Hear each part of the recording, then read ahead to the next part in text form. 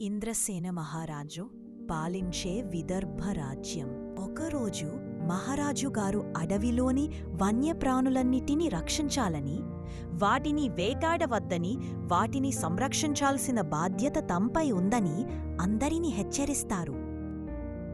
ఆ పచ్చని అడవిలో అన్ని జంతువులు హాయిగా నివసిస్తున్నాయి. రంగురంగుల పక్షులు, జింకలు, పులులు, సింహాలు, ఏనుగులు లాంటి అన్ని జంతువులు స్వేచ్ఛగా ఉంటాయి. కాని అప్పుడే పుట్టిన తెల్లటి చిట్టి ఏనుగు ఒక్కటి ఉంది. కాని అది తెల్లగా ఉండడం చేత దానితో ఎవ్వరూ ఆడుకునేవారు కాదు. అక్కడే ఉన్న వేరే చిన్న ఏనుగులు దానితో ఆడుకోకుండా దాన్ని బాగా ఏడిపించేటివి.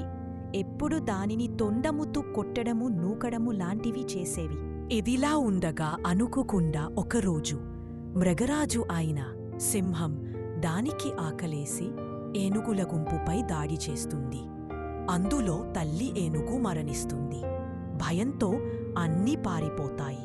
తెల్లటి ఏనుగు మాత్రం ఒక్కటీ విడిపోతుంది. చాలా భయంతో ఉన్న ఆ చిట్టి ఏనుగు అడవిలో నక్కి అటు ఇటు తిరుగుతూ ఉంటుంది.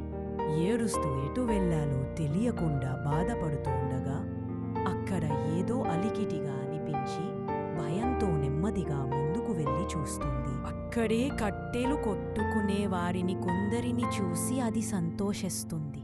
కొంచెం భయం తగ్గుతుంది. వాళ్ళు కూడా దాన్ని చూసి సంతోషిస్తారు. వారు తమ కట్టెల మోపులను తలలపై పెట్టుకుని ఇంటివైపు ప్రయాణం కావడానికి బయలుదేరుతారు. దానిని గమనించరు. అది మాత్రం వారి వెనవెనుకనే వెళ్తుంది. ఇంతలో అతని భార్యయైన సుమతి తన భర్త కొరకు ఎంతో ఆనందంగా వంట చేస్తుంది.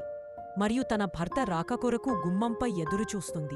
తన భర్త రాగానే భోజనం పెట్టి తనతో ఎన్నో కబుర్లు చెప్పుకోవాలని అనుకుంటుంది. అతను ఇంటికి రాగానే భోజనం చేసి పడుకుంటారు. మరుసటి రోజు సుమతి ఆ తెల్ల ఏనుగును చూసి దాని దగ్గరికి వెళ్తుంది.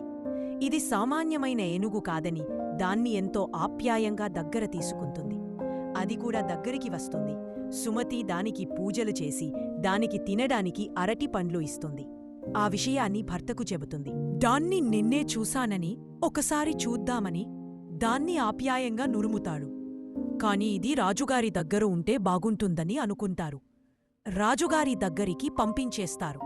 రాజుగారు దాన్ని చూసి ఇలాంటి ఏనుగు ఎప్పుడూ చూడలేదని దానికి ఐరా అనే పేరు పెడతాడు. అది రాకుమారుడు మరియు రాజకుమార్తెలతో ఆప్యాయంగా కలిసిపోతుంది.